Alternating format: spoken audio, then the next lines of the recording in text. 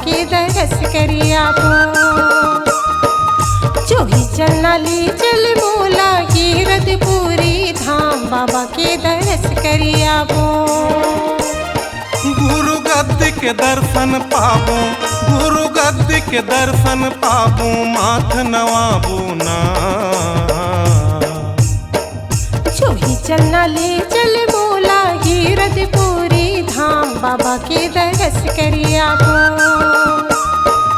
जो ही तोला लेके जाऊंगी गिरधपुरी धाम बाबा के दरस कर आबो।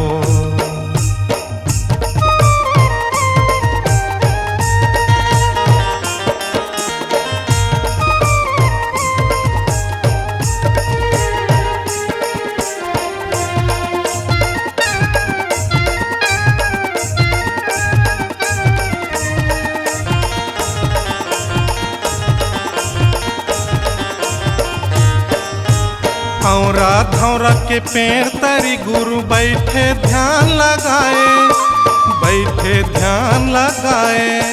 6 महीना ले तप करके बाबा सत ज्ञान ला पाए, सत ज्ञान ला पाए।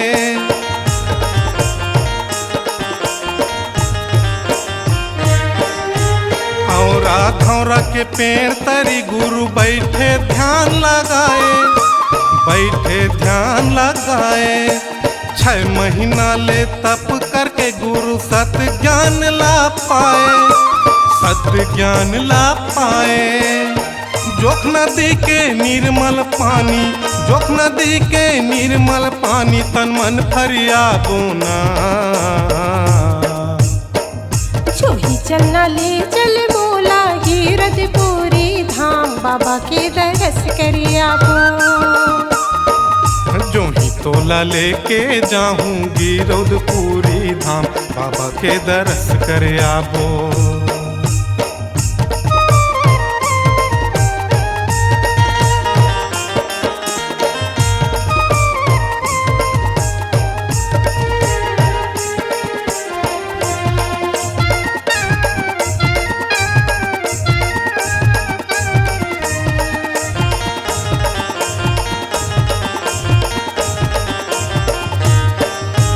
जोड़ा जैत खाम जाके वो सुघर मन इच्छा फल पाबो, मन इच्छा फल पाबो।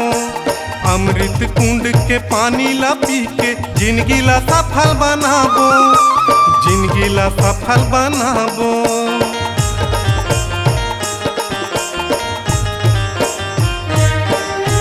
जोड़ा जैत खाम जाके वो सुघर मन इच्छा फल पाबो, मन इच्छा फल पाबो।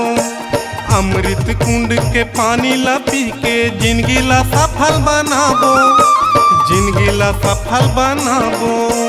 कुतुब मीनार से ऊंचा बने हैं, कुतुब मीनार से ऊंचा बने हैं बाबा के जैत खां।